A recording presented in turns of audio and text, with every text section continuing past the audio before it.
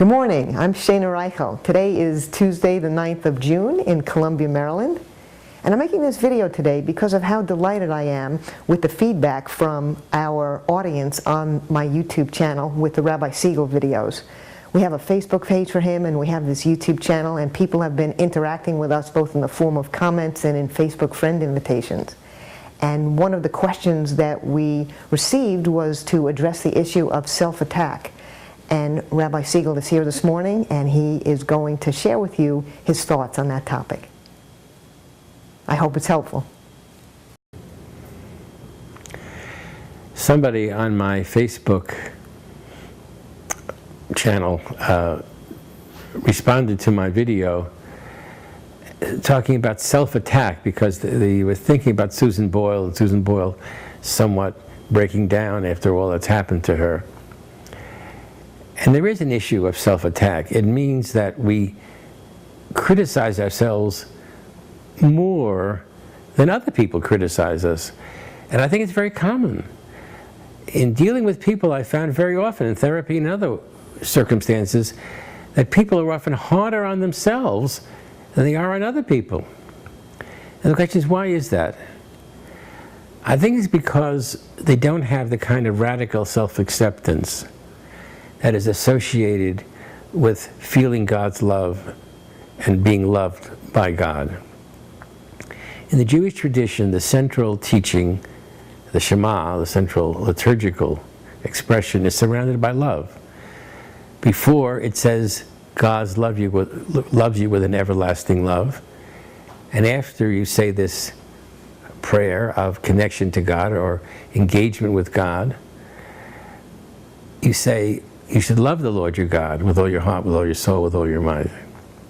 It also says, of course, you should love your neighbor as yourself, which means that you need to love yourself before you're going to love your neighbor.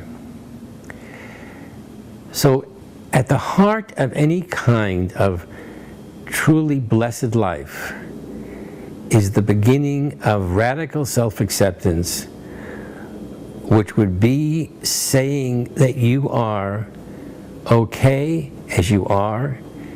You were created in God's image, so you don't have to be anything but who you are, because that's when you're divine. The more you fulfill your own unique potential, the more you become like God. And you don't need to do anything except fulfill your own potential in the context of loving and serving others and serving God through understanding and living His commandments.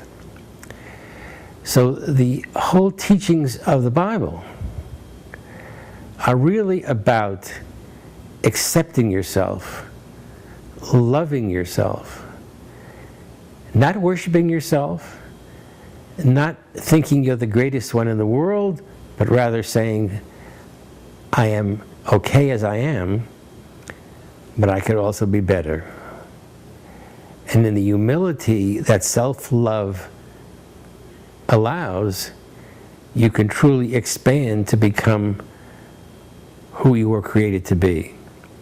It's that combination between true self-acceptance, true self-love, the opposite of self-criticism, and the humility that comes from saying, I can not focus on myself because I love myself and because I am okay as I am.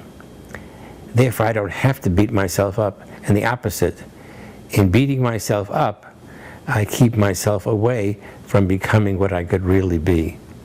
True self-acceptance is the path to truly becoming what you were created to be, which is the path to God.